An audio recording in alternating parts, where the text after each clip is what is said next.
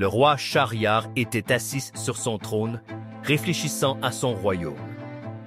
Il avait invité son frère, Shah Zaman, à le rejoindre, espérant renforcer leurs liens. « Mon frère, ta présence ici me réchauffe le cœur », déclara Shahryar, un sourire rare sur ses lèvres. Shah Zaman était troublé après avoir découvert l'infidélité de sa femme.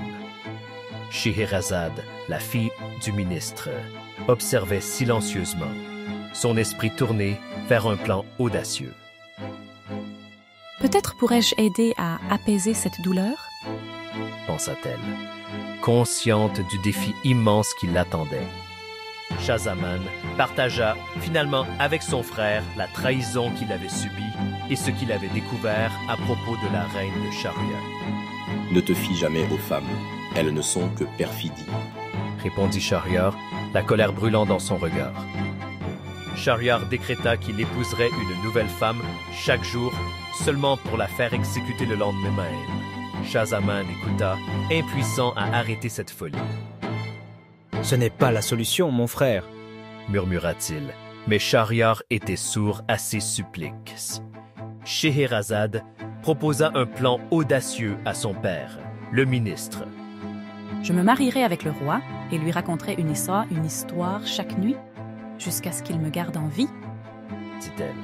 Le ministre, terrifié, tenta de la dissuader, mais Scheherazade était résolue. La première nuit, Scheherazade commença son histoire, captivant Shahryar avec son intelligence et sa grâce.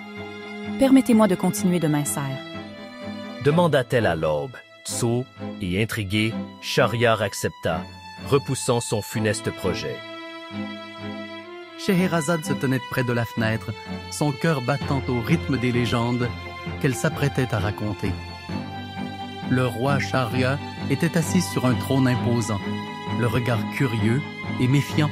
« Majesté, permettez-moi de partager une histoire avec vous ce soir, » dit-elle d'une voix douce, mais assurée.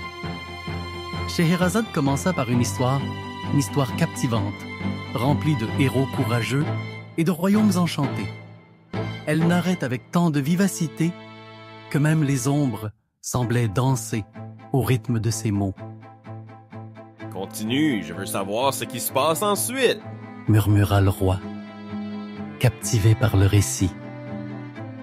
Scheherazade s'interrompit juste avant le dénouement, un sourire mystérieux aux lèvres. « La suite demain soir, Majesté, » annonça-t-elle avec malice.